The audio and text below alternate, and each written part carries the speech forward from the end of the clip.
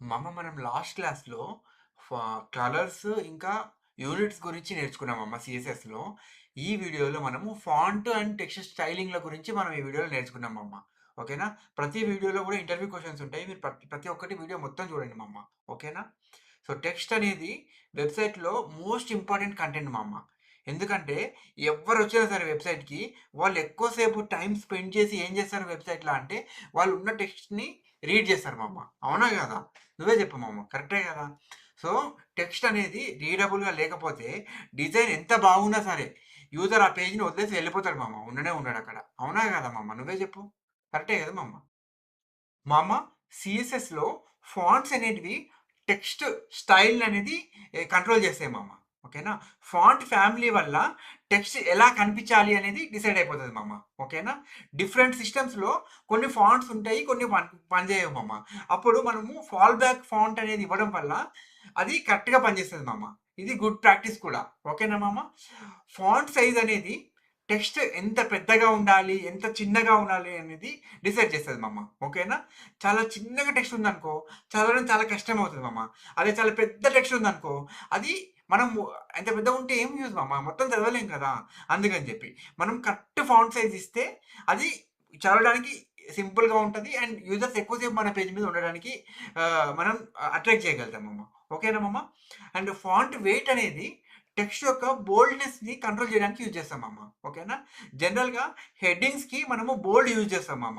ఓకేనా? ఇక normal టెక్స్ట్‌కి normal రెగ్యులర్‌గా యూజ్ చేస్తాం మామ. ఓకేనా? అయితే లైన్ హైట్ అనేది టెక్స్ట్ లైన్స్‌కి మధ్యలో స్పేసింగ్‌ని కంట్రోల్ చేస్తది మామ. ఓకేనా? కరెక్ట్ లైన్ హైట్ ఉండడం వల్ల మనకి కంఫర్టబుల్‌గా చూసి చదవడం ఈజీగా ఉంటది మామ. ఓకేనా? అంటే దగ్గర దగ్గర ఉన్నాయనుకో అతుక్కొని మనం చదవడం కష్టమవుతది కదా మామ. అందుకోసం అని చెప్పి లైన్ హైట్ యూజ్ చేస్తే మనకి కరెక్ట్‌గా కనిపిస్తూ ఉంటది మామ. ఓకేనా? ఇక లాస్ట్‌కి టెక్స్ట్ అలైన్ అనేది ఉంటది మామ. దీనివల్ల యూజ్ ఏంటి అంటే మామ, టెక్స్ట్ లెఫ్ట్ సైడ్‌కెళ్ళాలా? రైట్ సైడ్‌కెళ్ళాలా? టాప్ సైడ్ ఎళ్ళాలా? అనేది మనం డిసైడ్ చేయొచ్చు మామ. ఓకేనా? మామ గుడ్ టైపోగ్రఫీ వల్ల మన వెబ్‌సైట్ ప్రొఫెషనల్‌గా కనిపిస్తది. అండ్ మనకు గూడా జాబ్స్ ఎక్కువగా వస్తాయి. మనం ఇలా ప్రిపేర్ చేయగలిగితే మామ. అందుకని చెప్తున్నా వెబ్ డిజైనింగ్ అనేది చాలా ఇంపార్టెంట్ జాబ్. వెబ్ డెవలప్‌మెంట్‌లో. ఓకేనా మామ? మమ్మ వాట్ ఈస్ ఫాంట్ ఫ్యామిలీ అని ఇంటర్వ్యూలో క్వశ్చన్ అడుగుతాడు. దానికి మనం ఏమని ఆన్సర్ చేయాలి? It specifies the font used to display the text అని ఆన్సర్ చెప్పాలి మమ్మ. ఓకేనా? మమ్మ why should we provide fallback fonts in CSS అని ఇంటర్వ్యూలో క్వశ్చన్ అడుగుతాడు మమ్మ. దానికి మనం ఏమని ఆన్సర్ చేయాలి? To ensure text displays correctly if the primary font is unavailable అని ఆన్సర్ చెప్పాలి మమ్మ. ఓకేనా? మమ్మ what does font size controls అని అడుగుతారు మా ఇంటర్వ్యూలో క్వశ్చన్. దానికి మనం ఏమని ఆన్సర్ చేయాలి? It defines how large the text appears అని ఆన్సర్ చేయాలి మమ్మ. ఓకేనా?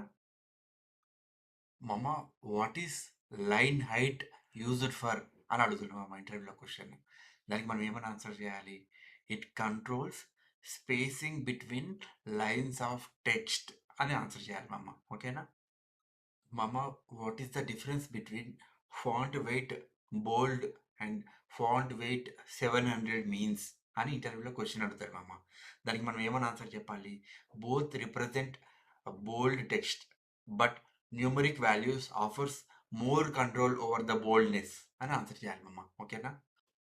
మామ what does text align do అని అడుగుతారు మామ ఇంటర్వ్యూలో క్వశ్చన్. దానికి మనం ఏమని ఆన్సర్ చేయాలి? It aligns text horizontally within its container అని ఆన్సర్ చేయాలి మామ. ఓకేనా? Which unit is preferred for font sizing in responsive design అని అడుగుతాడు మామ ఇంటర్వ్యూ క్వశ్చన్. దానికి నువ్వేమని ఆన్సర్ చేయాలి? We should use REM unit for responsive design font size అని ఆన్సర్ చేయాలి మామ. ఓకేనా?